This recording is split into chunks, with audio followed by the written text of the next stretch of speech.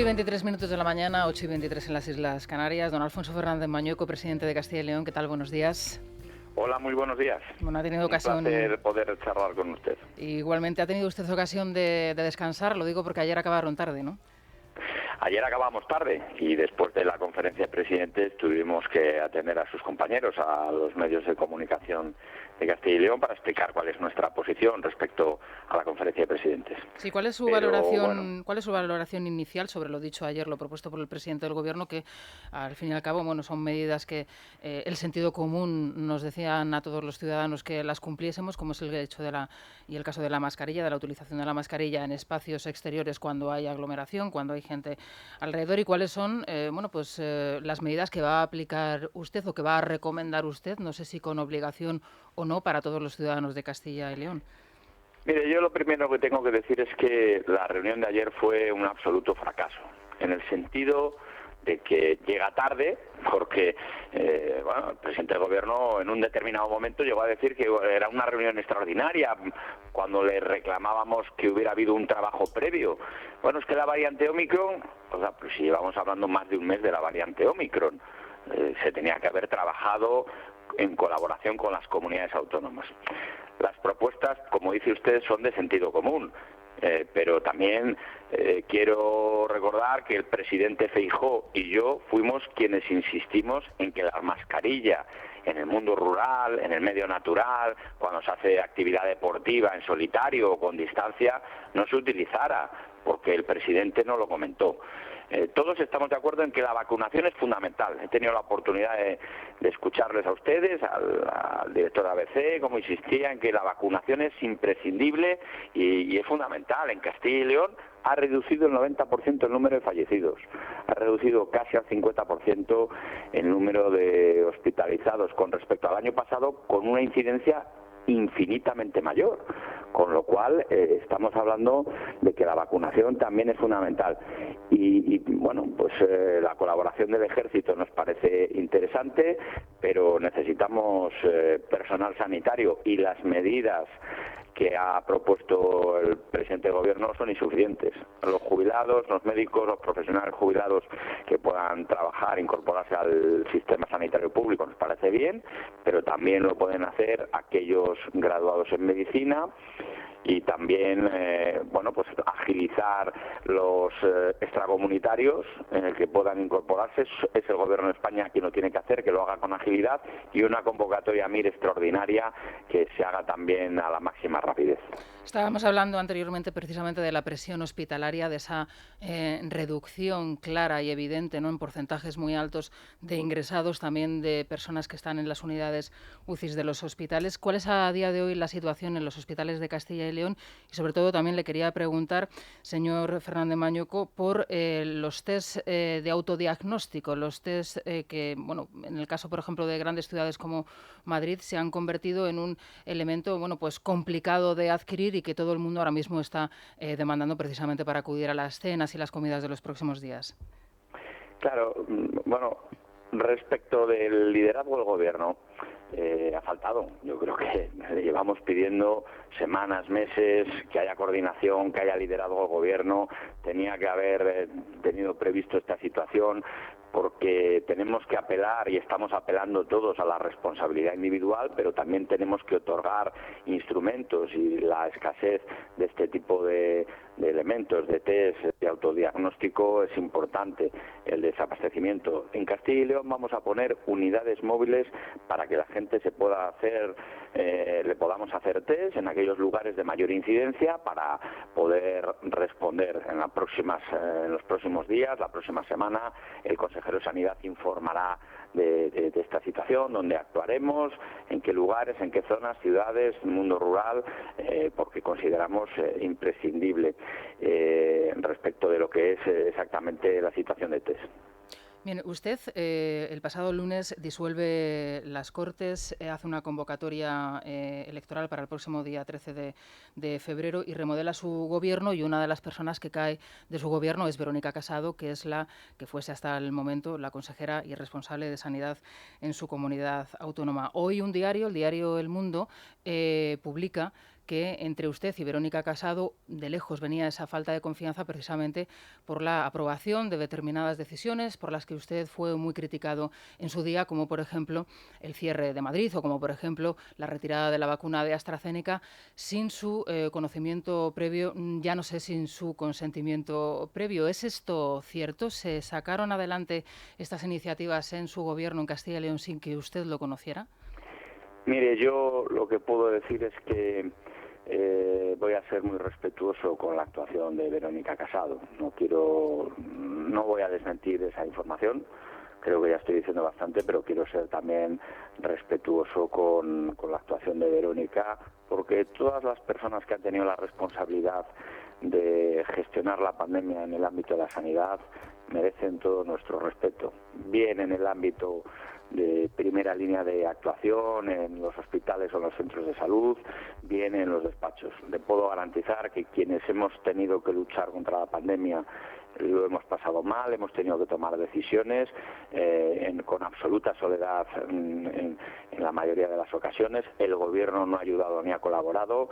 Mire, yo en lo personal le tengo un recuerdo y un cariño especial a Verónica Casado. No quiero entrar en más valoraciones. Lo que sí le puedo decir es que en estos momentos Castilla y León tiene el mejor consejero de sanidad. ¿Por qué digo esto? Porque tiene experiencia como profesional. Él ha sido médico de atención primaria, especialista en nefrología, ha tenido experiencia en la gestión hospitalaria, en el Hospital de Ibiza, en el Hospital de Zamora, en el Hospital de Burgos, también experiencia en la política sanitaria, ha sido durante 7 años el portavoz sanitario, ha sido mi principal consejero sanitario a lo largo de estos meses de pandemia, meses casi 2 años. Hablábamos todos los días y en algunas ocasiones 2 o 3 veces, y él ha tenido una relación fluida y directa. Además, tienen una magnífica relación con los colegios profesionales, con los representantes sindicales. Concluyo, tenemos el mejor consejero de sanidad que pueda haber en estos momentos en Castilla y León. No le voy a pedir una valoración personal, desde luego, pero permítame que insista en esta cuestión. ¿Su actual consejero de Sanidad, cree usted que en las circunstancias en las que tuvo que pasar y en las que tuvo que vivir Verónica Casado hubiese dado el visto bueno al cierre de Madrid, hubiese dado el visto bueno a la retirada de la vacuna AstraZeneca? Bueno, yo creo que las cosas al menos se hubieran hecho de otra manera, digamos.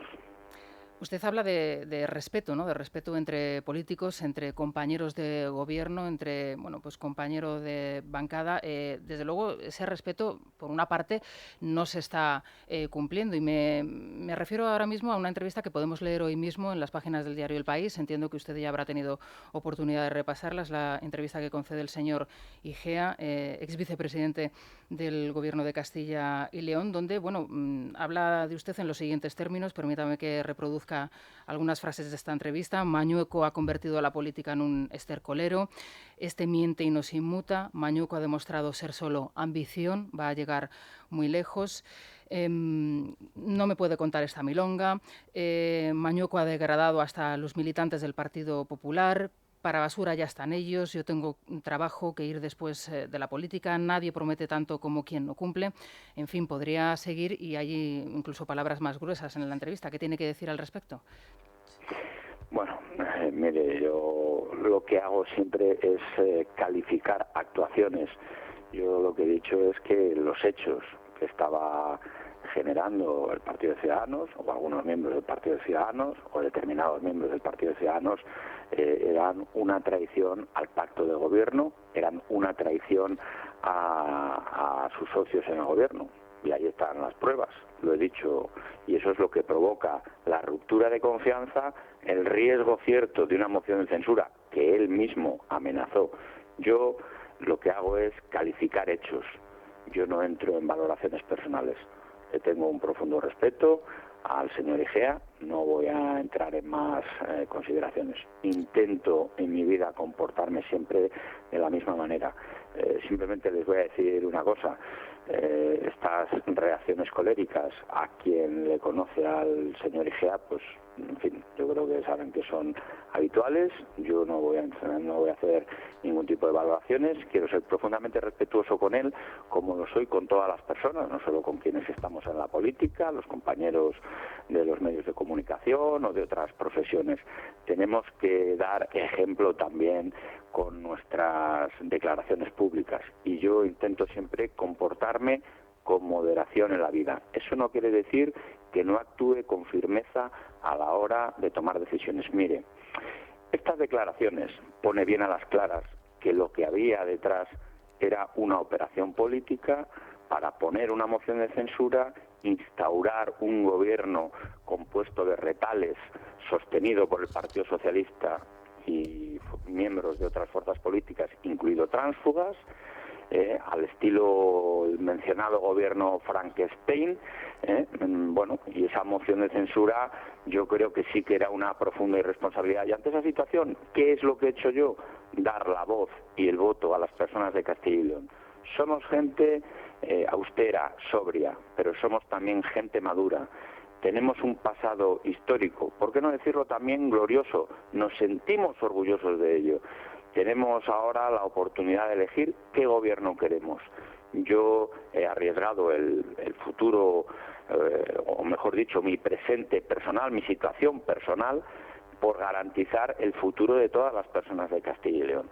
Para mí a lo mejor hubiera sido más cómodo seguir aguantando este tipo de declaraciones en privado, pero creo que le toca el momento de dar la voz a las personas de Castilla y León para los próximos 4 años y formar un gobierno de estabilidad. Que eso es lo que yo propongo, sanchismo o futuro. No puede organizarse, elaborarse un gobierno en los despachos. Tiene que salir de las urnas. Tiene que ser la voluntad de las personas de Castilla y León expresada en las urnas quienes conformen un gobierno para el futuro. Y yo ofrezco una amplia, un proyecto de futuro que tenga una amplia mayoría para poder gobernar en solitario. Enseguida le voy a dar la palabra a Julián Quirós y a Maite Rico, que me acompañan aquí en el estudio, señor Fernández Mañuco, pero una última cuestión por mi parte. Ayer estuvo ante estos mismos micrófonos Inés Arrimadas. Inés Arrimadas comentó que tuvo una conversación con usted el pasado domingo, en donde ella no obtuvo ningún tipo de pista al respecto de esa traición que usted denuncia. Tan siquiera, bueno, ella llegó a imaginar que podía dar el paso que dio pasadas las horas, el pasado lunes, cuando disolvió las Cortes y convocó elecciones. También le acusó a usted de seguir los dictados de Génova 13, de actuar a las órdenes de Pablo Casado y de Teodoro García Egea. Mire, respecto a Inés Arrimadas, si hay alguien que ha confiado en Inés Arrimadas, he sido yo, en la moción de censura en el mes de marzo. Y bueno, en aquel momento salió bien, pero saben ustedes que hubo tránsfugas y estaban en marcha una operación, y la señora Arrimadas sabe perfectamente, porque se lo he dicho yo y porque lo sabe ella, cuál es el problema, quién es el que provoca esta situación, y no soy yo precisamente. Ella lo sabe bien, porque ella también lo sufre dentro de su propio partido. Creo que no tengo nada más que decir. Lo que sí es verdad es que ante el riesgo cierto de esa moción de censura tuve que actuar con rapidez, con diligencia. Me hubiera gustado que las actuaciones hubieran sido de otra manera, pero yo, ante la experiencia de la moción de censura que ocurrió en el Gobierno de España, la moción de censura que ocurrió en Murcia y el intento de moción de censura que ocurrió en Madrid, tenía que actuar con rapidez y, si me permiten, con cierta habilidad, ¿no? Yo creo que las palabras de la señora Arrimadas son las mismas que dijo cuando Murcia, cuando Madrid, etcétera, ¿no? Entonces yo creo que, en fin, vuelvo a decir, en los despachos no se hacen los gobiernos, se hacen en las urnas, salen de la voluntad de las personas de Castilla y León. Hay que tratar a las personas de Castilla y León con madurez. Y sobre todo, y quiero que quede claro, quien está detrás de todo esto es el Partido Socialista. Quien está detrás de todo esto es Sánchez. Él ordenó la moción de censura el mes de marzo. Él ordenó que siguieran con la intriga palaciega para que hubiera una nueva moción de censura y un cambio de gobierno en los despachos. Y eso a las personas de Castilla y León no se le podía hacer. Julián. Sí, presidente Mañueco, buenos días. Buenos días. Yo quería hacerle dos preguntas, una en el plano sanitario y otra en el político electoral. En el sanitario ayer acuerdan que puede aumentar los recursos para la vacunación y que haya más sitios o profesionales disponibles, pero la pregunta es, ¿tienen ustedes la confianza, la garantía de que va a haber vacunas para la tercera dosis masivas y rápidas? Porque si no, ¿para qué queremos tantos establecimientos donde nos puedan vacunar si lo que puede ocurrir es que falten vacunas? Que no lo sé. Le pregunto si, por lo que usted sabe, ese asunto está resuelto. Y desde del asunto del tema electoral, bueno, las relaciones con Ciudadanos evidentemente están rotas y no solo aparentemente rotas, pero quería preguntarle si todavía hay alguna posibilidad, uno, de algún tipo de entendimiento electoral, que no lo parece, pero bueno, en política ustedes están acostumbrados a darnos sorpresas, de algún tipo de lista, o dos, de fichajes de referentes de Ciudadanos en Castilla y León para incorporarlo a las listas del Partido Popular. Vamos a ver, respecto a la primera, vacunas, pues claro que necesitamos más vacunas. Si es que es curioso, ha puesto un objetivo el presidente del gobierno, señor Sánchez, que es tener vacunada a la población de más de 60 años al 80%. Mire, ese objetivo para el 31 de diciembre en Castilla y León ya está cubierto, lo hemos cumplido, con lo cual necesitamos vacunas para los niños. Solo nos han garantizado un tercio de las vacunas que necesitamos, las vacunas pediátricas, denominadas así. Por tanto, necesitamos más vacunas, el suministro de más vacunas. Y esa es una responsabilidad de Sánchez. Lo que estamos demostrando a las comunidades autónomas y concretamente Castilla y León, que junto con Galicia estamos liderando el proceso de vacunación, pues que somos ágiles. Aquí vacuna que viene, vacuna que se pone. No esperamos unos días. Hay provincias donde ya estamos vacunando a la población entre 50 y 60 años y entendemos que hay que seguir, incluso agilizar el proceso de vacunación, no tener que esperar a los 6 meses para que pueda ampliarse, o mejor dicho, reducirse el plazo de los 3 meses. Respecto del tema electoral, mire, el Partido Popular aspira a tener en solitario una amplia mayoría que le permita un gobierno sin necesidad de estar pendiente de pactos o de otro tipo de situaciones. Ante esa situación, yo le voy a decir, nosotros no tenemos en el Partido Popular, desde luego, personas más que suficientes, cualificadas, que tienen capacidad de sobra, y no es intención de fichar en otras fuerzas políticas, porque tenemos dentro de nuestro partido personas que responden a las necesidades de la tierra. Mire, le voy a decir, el Partido Popular es el partido de Castilla y León, es el partido de Ávila, de Burgos, de León, de Palencia, de Salamanca, de Segovia, de Soria, de Valladolid y de Zamora. Desde el más pequeño de los 2.248 ayuntamientos, no los voy a citar todos, hasta el más grande. Desde las instituciones locales a las autonómicas, las nacionales y las europeas.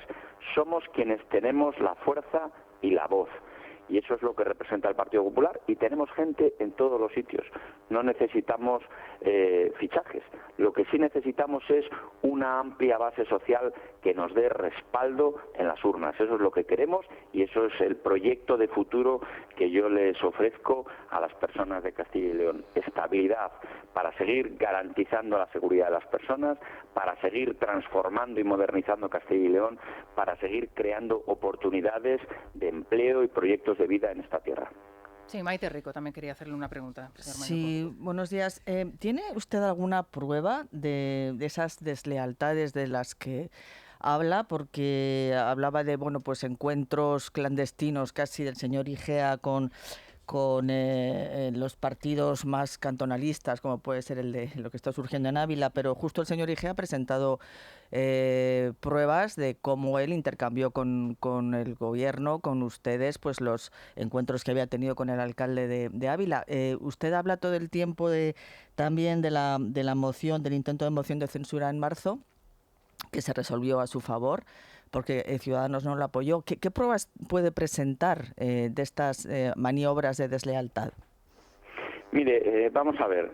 Cuando alguien que hace del ejercicio de la transparencia pues uno de sus elementos principales, y las reuniones que ha tenido con la fuerza política local que usted ha mencionado no aparece en la agenda pública del vicepresidente, ex vicepresidente de la Junta, te da que sospechar. Cuando públicamente en la presentación de presupuestos se dice que no se va a cambiar votos por dinero, que en eso no está Ciudadanos, y que unos días después, en la presentación de las enmiendas desproporcionadas, les dice que eso es algo justo y razonable, cuando unos días después la confluencia, la coincidencia y el respaldo público de portavoces del Partido Ciudadanos, del Partido Socialista y del Partido Local es coincidente, nos quedamos todos sorprendidos. Lo que había era una negociación aparente con el Gobierno de la Junta, que estábamos intentando llegar a un acuerdo lógico y razonable, y por otro lado, por detrás, lo que había era una envolvente para que, se aprobaran un presupuesto que no es el que quería el Gobierno, que no es el que había salido de la Junta de Castilla y León. Eso nos parecía profundamente injusto. Con esa, no solo injusto, sino hacía insostenible por esa traición, y teníamos, lógicamente, que se había roto esa confianza y teníamos que tomar decisiones. La moción de censura, si el primero del que he hablado pública y privadamente ha sido el vicepresidente de la Junta de Castilla y León. Por tanto, yo no tengo más que decir. Si es que lo dijo públicamente el 6 de septiembre, si es que la Dirección Nacional de Ciudadanos lo conocía perfectamente. Yo lo que no voy a hacer es descubrir ni conversaciones privadas, bien verbales o bien escritas, como está haciendo algún miembro del Partido Ciudadanos. Sí, no, y lo último, habla usted de que usted es respetuoso con los compañeros de moderación, pero ¿considera respetuosa la forma en que disolvió el Gobierno? ¿Con que se enterase el señor Igea por un tuit? Bueno, eso no es verdad. Vamos a ver. Primero, tenemos claro que el riesgo cierto de moción de censura existía porque se necesitan 13 firmas y existían hasta, creo, 18 personas que podían firmar esas firmas podían firmar esa moción de censura. Tengo que decir también que con claridad se le notificó fehacientemente por correo electrónico, quise hablar con él, había entrado en una entrevista de un compañero de otra emisora de radio. Cuando acabó, inmediatamente hablé por teléfono, y después de hablar con él es cuando se presentó en el registro la disolución de las Cortes y, por supuesto, se puso el tuit. En los medios actuales, yo creo que las nuevas tecnologías es uno de los momentos en los que se puede informar. También teníamos ese riesgo cierto de moción de censura, y para evitar la situación que se ha producido en otros momentos, en otros parlamentos autonómicos, de carreras por los pasillos de los parlamentos, entendíamos que teníamos que actuar en este sentido con agilidad y con diligencia.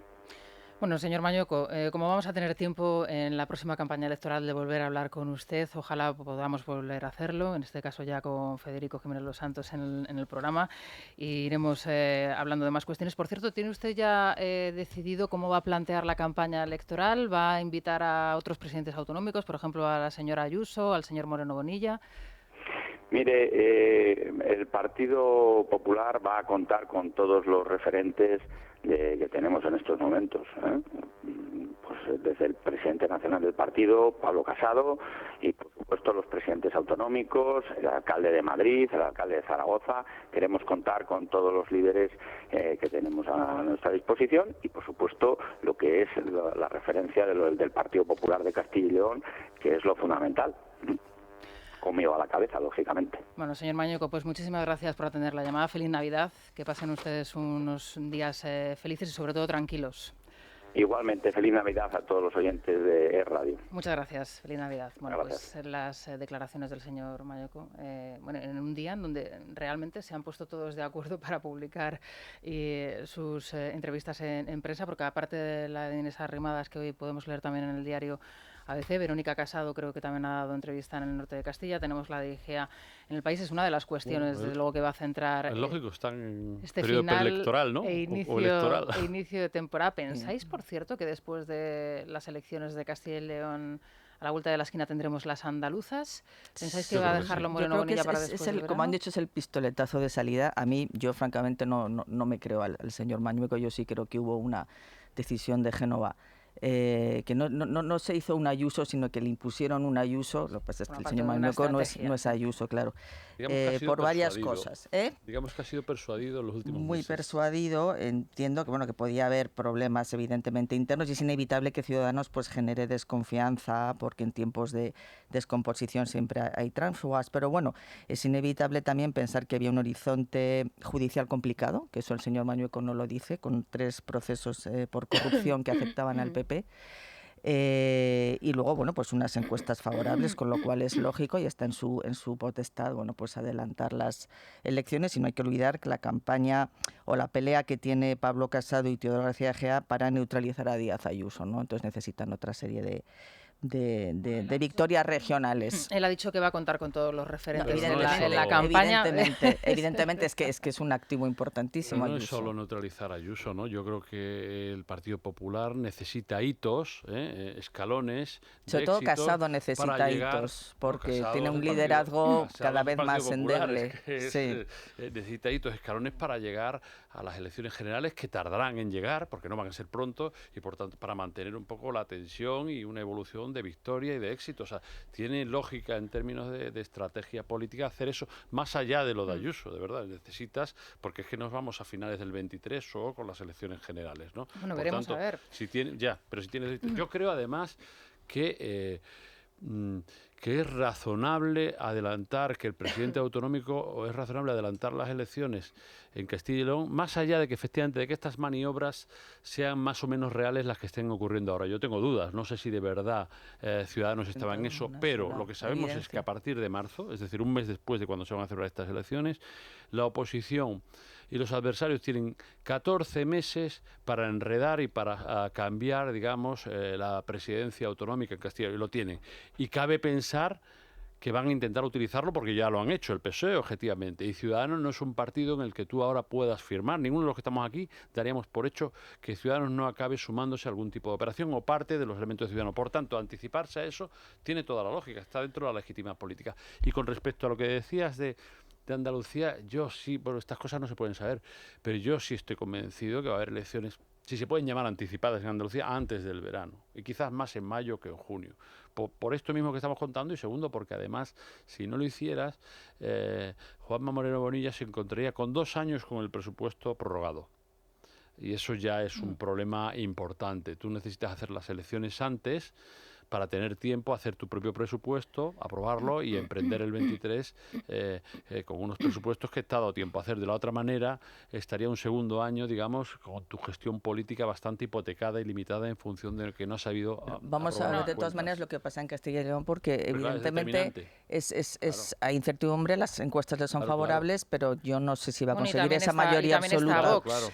Ahí vamos. Es que ese intento de destruir Ciudadanos, de destruir a Ciudadanos, puede llevarle justamente a la necesidad de pactar con Vox, que también Casado pretende rehuir. Entonces, evidentemente, sospecho que puede volver a la política de despachos. El señor Mañueco dice que la política se hace en las urnas, no en los despachos. Él ocupa la presidencia por justamente pactos de despachos y es posible que lo vuelva a tener que hacer. Bueno, y está Vox y están luego todas las pequeñas marcas y firmas locales que, ojo, que eso puede ser más peligroso. Todavía no se han desarrollado, todavía no han tenido tiempo de... Lo que pasa es que los fenómenos electorales ahora se desarrollan muy rápido. Es verdad que como estructuras políticas son muy incipientes, pero quién sabe si ocurre cualquier cosa y de repente se articula, recordemos lo de Teruel, ¿no? Yo creo que ellos tenían encuestas que les daban muy cerca de la mayoría absoluta. La mayoría absoluta, a 2 escaños, creo. Yo creo que es muy improbable. pero digamos, si se queda muy poco de la mayoría absoluta, un poco digamos, el resultado Ayuso de Madrid, ¿no? De tal manera que el apoyo de Vox es pequeño, es subsidiario, pues eso es lo que aspiran, a esa estrategia, ¿no? Si evidentemente necesita apoyo externo. Bueno, veremos a ver, nos comentaba antes Sara, en el Confidencial tenemos una nueva encuesta, ¿verdad? Sí, es y bueno, es tremenda. Es verdad que el Confidencial es el diario que está aportando las encuestas quizá que dejen en peor lugar al Partido Popular, porque la anterior tampoco era, ¿no?, buena. Sí, una nueva encuesta, un terremoto en la derecha, así de hecho titula esta información, que refleja otra vez más el coste electoral que puede tener esa disputa interna que mantiene ahora mismo Pablo Casado con Isabel Díaz Ayuso por el control del partido aquí en la Comunidad. Deja al Partido Popular con 24,7% en intención de voto frente a los casi 30% que llegó a acariciar Casado, bueno, en otras encuestas hace tan solo unas semanas. Esto traducido en escaños, Rosana, son 101 representantes para el Partido Popular. Vox, con el 19% en intención de voto, sumaría 68 escaños. También en esto apuntan alto, 16 representantes más que los actuales que tiene la formación de Santiago Abascal. El resultado, bueno, deja, como ves, la suma de Partido Popular y de Vox sin esa mayoría absoluta, porque aglutinan 169 diputados de los 173 necesarios, con lo cual se aleja bastante esa cifra. Bueno, se aleja ya mucho. Y lo que es interesante es que también ahí en el Confidencial señalan cómo el PP desde octubre va en caída, calculan una pérdida de 800.000 votos, que es casi lo que sube Vox. O sea, Vox está disparado frente a la caída, es casi proporcional, ¿no? Nosotros dimos una encuesta el lunes pasado y al PP le daba 28, 4 puntos más, ¿no? Es verdad que el Confidencial, creo recordar que con Metroscopia es la que más Tezanos aparte, la que más se separa de la media de las encuestas, pero en cualquier caso sí se refleja cierto freno en el PP y un ascenso importante en los últimos meses de Vox. La tendencia es evidente que en todas las encuestas, salvo Tezanos, coinciden con mediciones diferenciadas, pero la evolución sí. Está claro que la estrategia les está funcionando. Santiago Abascal está prácticamente desaparecido. Algún tuit publica de vez en cuando, alguna reacción. Quizás no es por lo que hace, sino por lo que deja de hacer y hacen los demás. Luego ¿no? tiene, claro, porque tiene un a quien está todoterreno. cayendo también dan los datos de valoración de liderazgos.